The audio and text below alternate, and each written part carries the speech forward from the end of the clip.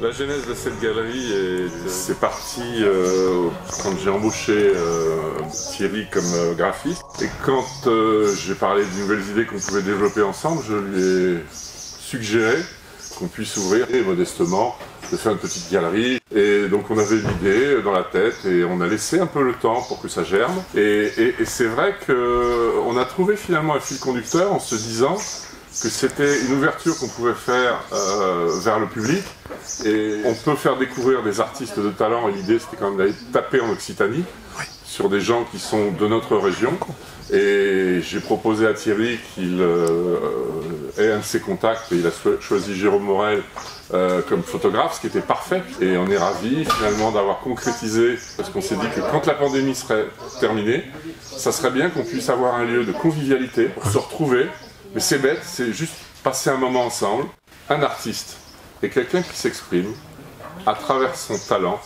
Et dès l'instant où déjà on a un avis et une émotion, lui, il a fait le job et il ne peut être que satisfait. On peut aimer, on peut ne pas aimer, mais on ne peut pas être indifférent. Et c'est là où je pense que ça rejoint beaucoup de choses qu'on retrouve dans notre société et que finalement c'est un confluent pour pouvoir discuter, s'ouvrir les uns aux autres et découvrir des choses. On n'est pas effectivement avec cet aspect qu'on trouve souvent dans des galeries, dans des grandes cités. On est en pleine ruralité, on est à un endroit qui est localisé volontairement comme effectivement un lieu de travail, mais aussi un lieu où on découvre tous les métiers, parce que nous, notre clientèle, c'est un panel qui est extraordinaire, et on peut avoir n'importe quel corps de métier, et c'est un plaisir de se dire qu'on ouvre finalement, parce qu'on a fait des sacrifices en termes d'espace, c'est organisé, mais au moins, ça sera quelque chose qui sera une sorte de point d'ancrage où les gens, avec le temps, ils sauront qu'il y a cette galerie, qui effectivement est super galerie. Ben oui, on est content, pour nous c'est une super galerie d'expression graphique, et à partir de là, ben, c'est de continuer avec ce fil conducteur. Jérôme ouvre la voie, et on trouvera d'autres artistes, hommes ou femmes, qui auront, je pense, plaisir et la liberté de s'exprimer, et puis on s'enrichira, je pense, les uns des autres. Merci à vous, merci beaucoup. C'est avec plaisir. Effectivement, on est dans un milieu relativement rural, un peu excentré de Figeac, puisqu'on est à 8 km. C'est un pari, mais on aime les défis chez A+B. Je crois que c'est peut-être là qu'on est le meilleur d'ailleurs. Donc aujourd'hui, celui qui, on va dire, inaugure l'espace d'expo, c'est toi, Jérôme. Tu peux te présenter succinctement. Donc Jérôme Morel, je suis photographe dans le Lot, je suis installé à Douel. J'ai plusieurs casquettes que certains peut-être connaissent déjà. Je suis photographe plus ou moins spécialisé dans le paysage, le patrimoine, le tourisme. Et à côté de ça, j'ai une petite maison d'édition où je fais de la carte postale que beaucoup connaissent déjà. Une carte qui est très implantée dans le Lot et les départements voisins. Aujourd'hui, c'est une autre casquette puisque tu inaugures cet espace d'exposition. Tu peux nous parler un petit peu du thème que tu as choisi de montrer aujourd'hui? Alors, bon, moi depuis très très longtemps, depuis toujours, j'ai remarqué que la représentation du corps dans l'art était présente. Depuis l'époque, depuis la préhistoire, les représentations pariétales, l'Antiquité, etc. etc. Et j'ai depuis très longtemps eu envie d'apporter ma petite pierre à cet édifice-là. Et j'ai commencé à faire de la photo de nu au lycée, avec les copines de classe à l'époque. Donc ça fait 35 ans cette histoire-là. Et aujourd'hui, on est toujours dans cette continuité-là, avec des procédés nouveaux, des procédés différents de ce que j'ai fait jusque-là. Et là, aujourd'hui, je fais une expo qui s'appelle Métamorphisme. Et en fait, ce sont des assemblages d'images, des superpositions d'images qui sont réalisées exclusivement avec un outil numérique qui est l'iPhone. On obtient un résultat de métamorphisation, pour reprendre le mot qui va avec métamorphisme, de métamorphisation des images. Alors métamorphisme, pour expliquer un tout petit peu, C'est un terme de géologie qui exprime les modifications de texture de la roche quand elles subissent des pressions intenses ou des changements de température intenses. Voilà. Pour un photographe professionnel, c'est pas un paradoxe d'utiliser un téléphone intelligent pour faire des photos? N'importe qui pourrait acheter un appareil photo à 10 000 € et essayer de faire quelque chose. S'il n'y a pas l'intention photographique derrière, ça ne marchera pas. L'intention ou le rendu? L'intention pour aller vers le rendu. Mais en tant que photographe, tu as la maîtrise du cadrage, tu as la maîtrise de la lumière. Pourquoi le choix du téléphone pour faire des photos? Alors là, c'est un petit défi personnel, un petit amusement, un petit jeu pour voir si on peut faire quelque chose avec ça. Effectivement, on peut faire quelque chose avec ça.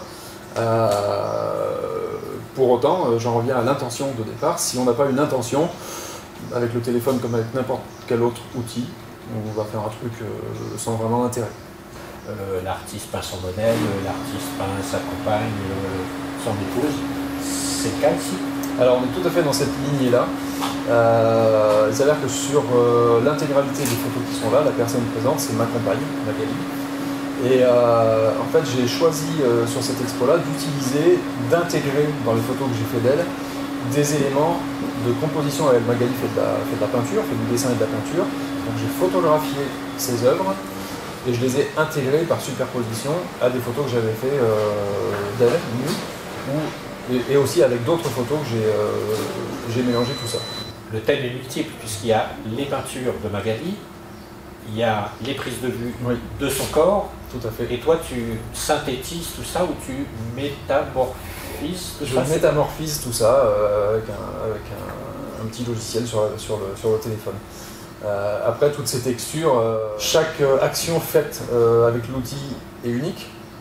Et chaque action faite avec l'outil successivement rend un retour en arrière impossible et rend une refabrication nouvelle identique impossible. C'est-à-dire qu'on n'arrivera jamais à faire deux fois la même chose. Ah oui, c'est important, ça, voilà. je veux dire, parce que c'est un travail qui devient unique à chaque fois. C'est une œuvre unique, bien que numérique. Bien que numérique, elle est dans la création unique. Après, numériquement, évidemment, à la fin, elle est duplicable à l'infini. Oui, mais c'est des tirages comme des lithos, comme voilà. Alors moi, j'ai choisi de tirer quand même sur un beau papier. Les photos sont tirées chacune à 5 exemplaires. Chaque exemplaire est numéroté. Très limité. Toutes les photos sont numérotées et signées au dos. Voilà. Pour en revenir à la composition des images, il y a des images qui intègrent simplement 2 ou 3 autres compositions par-dessus la photo de base de Magali. On doit pouvoir monter à 25 ou 30 images superposées. Le résultat fait que je me pose la question de savoir si ce qui ressort de tout ça, est-ce que c'est encore de la photo? J'aime à dire qu'on est vraiment en plein dans notre époque parce que ce que tu viens de nous expliquer sur ta façon de procéder, c'est quand même l'outil numérique qui te permet de faire ça. C'est l'outil numérique. C'est donc l'outil de notre époque qui fait encore une fois progresser l'expression picturale. Ouais. Je pense que l'outil numérique, évidemment, a pris la place d'autres outils existants précédemment. Je pense qu'on avait avant, avec d'autres moyens, d'autres possibilités techniques, d'arriver à des résultats équivalents. Je pense qu'on pouvait tout faire. En laboratoire argentique, on arrivait à intégrer des personnages sur des photos, à en enlever, à gratter, etc. On arrivait à tout. C'est un petit peu plus fastidieux, on va dire, mais oui, tout était faisable. Mais ceci dit, ce que tu dis, c'est-à-dire que... On est dans une continuité, mais il n'y a rien de très très nouveau finalement. C'est encore une ouverture du champ pictural. On fait des images d'aujourd'hui. Dans ce sens-là, Jérôme, tu es en plein dans la modernité. Merci.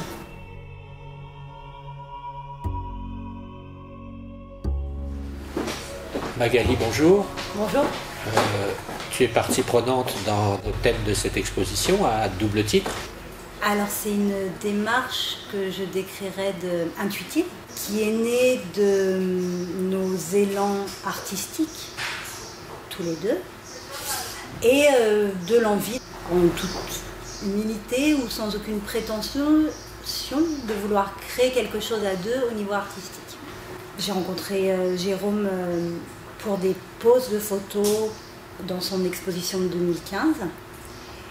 Et ensuite, on s'est rencontrés dans nos vies personnelles. Et il a commencé à me photographier. Et il a aussi commencé à s'intéresser aux dessins que je faisais. Je lui ai donc du coup révélé une partie de moi à travers les dessins. et les poses qu'il me demandait de prendre ou que je prenais spontanément révélaient quelque chose de moi aussi. Et il a eu, lui, l'idée, pour le coup, de en faire une construction avec son matériel à lui. Donc c'est comme moi, j'ai fourni une base, un terreau, on va dire, pour le coup personnel, intime, et lui, il est allé mettre de son matériel à lui sur mon matériel à moi, et il a commencé à composer quelque chose. Et au fur et à mesure, on s'est rendu compte que ça transformait les images de base. Qu'effectivement, l'association de toutes ces images amenait à une autre forme. Et pour le coup, à différentes facettes de moi aussi. On parle quelquefois de morceaux en musique, de morceaux à quatre mains. Là, vous faites du travail pareil, non seulement à quatre mains, et comme on l'a évoqué tout à l'heure, je veux dire avec des techniques multiples, puisque là, il est additionné le corps, la photo, la peinture. Ouais. Le processus artistique, la mise en place des choses a été vraiment de l'ordre de Jérôme. Moi, j'ai assisté à ça. Et j'ai assisté vraiment dans le sens où je trouvais ça magnifique que ça se construise, et à partir d'un petit téléphone aussi. Et je crois que Jérôme, et il a créé du coup les 24 photos, je crois qu'il y a 24 photos, en très peu de temps, pour le coup. Les prises, c'est des prises qui datent d'il y a peut-être 5 mois, 6 mois, 7 mois, mais le processus artistique, la finalité, en 1 mois, même pas quoi. Il y a des personnes qui posent, c'est leur métier, mais bon, là il y a quelque chose, tu parlais d'intimité tout à l'heure, quoi. Donc moi ça m'amène à la notion de pudeur, je veux dire, c'est pas évident de s'exposer sur les murs d'une galerie. Je crois qu'il y a quelque chose qui est assez simple là pour moi, dans le sens où la photo, elle est travaillée, elle est transformée. On peut y voir bien plus qu'un corps et que mon corps. Oui, c'est ça. Et que l'idée était aussi de montrer différentes facettes que peut avoir une femme.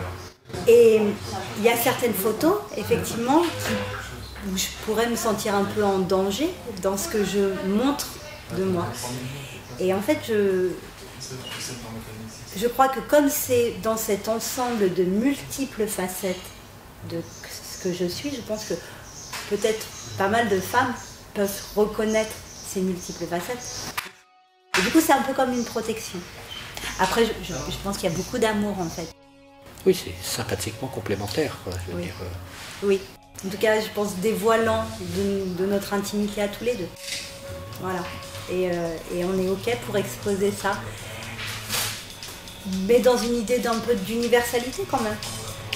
C'est-à-dire un peu d'humanité, et particulièrement par les temps qui courent, ça fait du bien. Ouais, j'espère. Voilà. En tout cas, merci. Ouais.